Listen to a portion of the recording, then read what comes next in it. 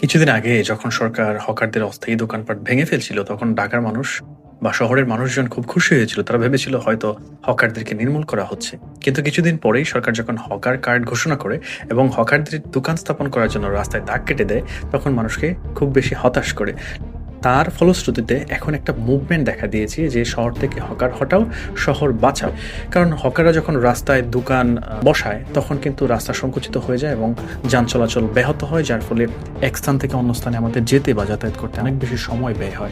তাছাড়া গ্রামের শ্রমজীবী মানুষরা যখন খুব সহজেই শহরে এসে হকার হয়ে যায়, তখন কিন্তু গ্রামে কৃষিকাজের জন্য শ্রমিকের একটা ক্রাইসিস বা সংকট দেখা দেয়।